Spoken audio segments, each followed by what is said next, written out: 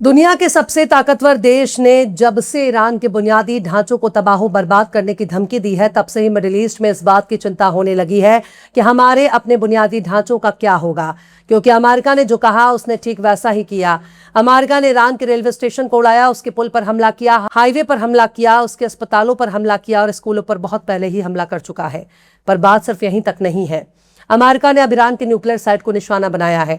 America ने खारा पानी को मीठे पानी में तब्दील करने वाले डिसैलिनेशन वाटर ट्रीटमेंट प्लांट को निशाना बनाया है, जिससे लगभग 10,000 लोगों का गुजारा चलता है।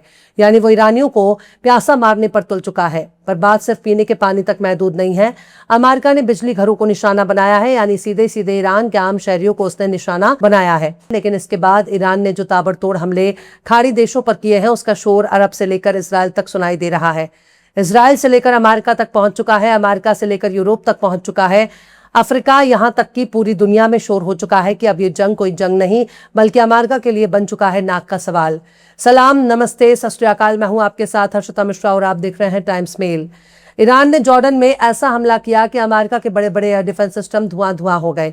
ईरान ने सीधे रडार सिस्टम को ही निशाना बनाना शुरू कर दिया, जिसके बाद ईरान के मिसाइलों को रोकना अमेरिकी एयर डिफेंस सिस्टम के बस की बात नहीं रह गई।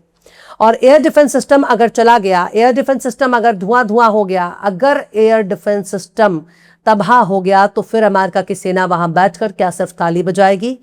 इसी का नतीजा रहा है कि जॉर्डन और इराक में मौजूद अमेरिकी फौजियों को ईरान ने जवाबी हमले में मार गिराया।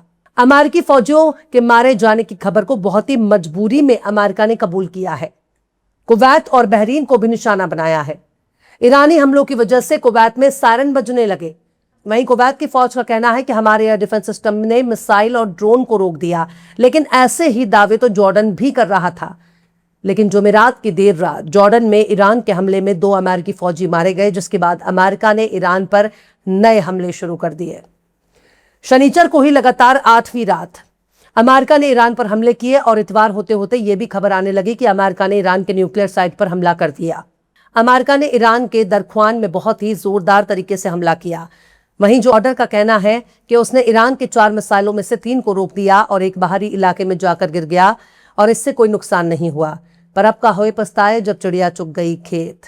ईरान ने जॉर्डन पर जिस ताबड़तोड़ तरीके से हमला किया है, उसे रोकने का दावा भले ही जॉर्डन की फौज कर रही हो, पर ईरान की मिसाइलें इसराइल तक पहुंच चुकी हैं। यहां तक कि इजरायली इलाकों में जाकर धमाके कराए हैं। ईरान ने दार खोइन न्यूक्लियर प्लांट पर अमेरिका के हमले को दहशतगर्दाना हमला करार दिया है। यानी ईरान की नजर में अमेरिका के जरिए किया जाने वाला यह हमला एक आतंकवादी घटना है। ईरान ने इस हमले की पुरजोर अल्फाज में निंदा की है, यानी कड़े शब्दों में निंदा की है। लेकिन सिर्फ निंदा करने से काम तो चलता है नहीं। ईरान उन निंदा करने वाले देशों में शुमार नहीं है जो निंदा करते हैं और फिर शांत बैठ जाते हैं। ईरान ने कुवैत में बड़ा ही जोरदार तरीके से हमला किया, जैसा कि उसने पहले साफ कह रखा था कि अगर हमारे बुनियादी ढांचों पर हमला हुआ तो इलाके में कोई भी बुनियादी ढांचा नहीं बचेगा। ईरान ने ठीक वैसा ही किया। ईरान ने कुवैत में समंदर के खारे पानी को मीठे पानी बनाने वाले डिसैलिनेशन प्लांट पर हमला कर दिया और यह हमला कोई पहली बार नहीं किया। 2 दिन में दूसरी बार हमला किया, जिसके बाद तो पूछो ही मत। ईरान ने कुवैत के पावर प्लांट पर भी हमला कर दिया है।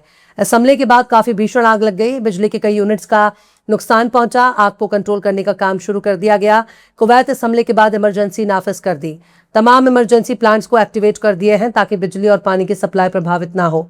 अपने शहरियों से उसने बिजली बचाने की भी अपील कर दी है। पर ईरान क्या करे? उसके बिजली घरों को भी अमेरिका ने निशाना बनाया, तो उसने भी मिडिल ईस्ट में मौजूद अमेरिका के जितने भी यार दोस्त हैं उनके बिजली घरों को उड़ाया। अमेरिका ने ईरान के वाटर डेसिलिनेशन प्लांट को टारगेट किया, तो उसने भी कुवैत में वाटर डेसिलिनेशन प्लांट को उड़ा दिया। यानी टिट फॉर टैट, जैसे को तैसा। अगर तुम हम पर एक ईंट चलाओगे तो हम भी तुम पर एक ईंट चलाएंगे। अगर तुम हमारी आंख पर हमला करोगे तो हम भी तुम्हारी आंख पर हमला करेंगे। पर ईरान के हमलों का दायरा बहुत बड़ा है। ईरान के अंदर जिस तरह से अमेरिका ने रात भर बमबारी की है, उसने मिडिल ईस्ट के देशों की नींद हराम कर दी है। क्योंकि अगर यहां से रेडियो एक्टिविटी का खतरा हुआ तो उसका नुकसान अरब के तमाम देशों को भी होगा और उसका खतरा ईरान के पड़ोसी तुर्की तक भी होगा। इसके बाद यूनाइटेड नेशंस की परमाणु निगरानी संस्था यानी इंटरनेशनल एटॉमिक एनर्जी एजेंसी ने इस हमले के खबरों की जांच शुरू कर दी है। उसने कहा है कि वो ईरान के साउथ वेस्ट खुजिस्तान प्रांत में दरख्वान के न्यूक्लियर साइट पर रात भर हुए हमलों की खबरों की जांच कर रही है। IAEA का कहना है कि ये न्यूक्लियर साइट बहुत पहले प्राइमरी स्टेज में है और जब उसने आखिरी बार इसका दौरा किया था तब इसमें कोई भी न्यूक्लियर मटेरियल नहीं था। IAEA ने कहा कि किसी भी तरह की रेडियोलॉजिकल खतरा होने की गुंजाइश नहीं है, लेकिन IAEA के चीफ राफेल ग्रॉसी ने तमाम न्यूक्लियर साइट पर बहुत ही एहतियात बरतने की अपील की है। पर जब सैया भय कोतवाल तो अब डर काहे का। IAEA यूनाइटेड नेशंस की एक ऐसी संस्था है जिस पर ईरान ने बहुत गंभीर इल्जाम लगा चुके हैं। ईरान सीधे सीधे इस एजेंसी पर इजरायल और अमेरिका के लिए जासूसी का इल्जाम लगा चुका है। यहां तो खबरों की जांच की जा रही है, लेकिन इन्हें ईरान में जाकर मौके पर जांच करने की इजाजत नहीं मिली है। पर बात सिर्फ यहीं तक नहीं है। ईरान की फौज को वो फुटेज भी हाथ लग चुका है जिससे साबित होता है कि अमेरिका ने कुवैत की सरजमीन से ईरान के खिलाफ मिसाइल लॉन्च की थी ताकि ईरान के बुनियादी ढांचों पर हमला किया जा सके। यही वजह है कि ईरान अपने दावे को मजबूत करने के लिए कुवैत में मौजूद बुनियादी ढांचों पर हमले कर रहा है। ईरान के खतरनाक हमलों को देखते हुए बहरीन ने इंटरनेशनल हवाई अड्डे पर अपनी उड़ानों को सस्पेंड कर दिया है, जिससे अंदाजा लगाया जा सकता है कि ईरान किस हद तक हमले कर रहा है। बाकायदा ईरान की तस्नीम न्यूज एजेंसी ने बहरीन में खतरे के अलार्म बजने और धमाके की खबरों के बारे में जानकारी भी है। ईरान के खतरे को देखते हुए बहरीन ने अपने शहरियों को महफूज मुकामात पर जाने के लिए कहा है। वहीं सैटेलाइट तस्वीरों से ये बात भी सामने आई है कि ईरान के हमले में जॉर्डन में अमेरिकी फाइटर जेट हैंगर को काफी नुकसान पहुंचा है।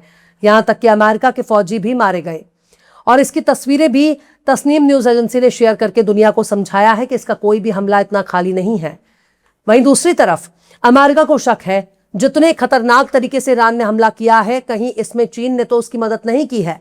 फॉक्स न्यूज तो 2 कदम आगे बढ़कर बता रहा है कि चीन या रूस ने कहीं ईरान को जॉर्डन में हमले को अंजाम देने में मदद तो नहीं की।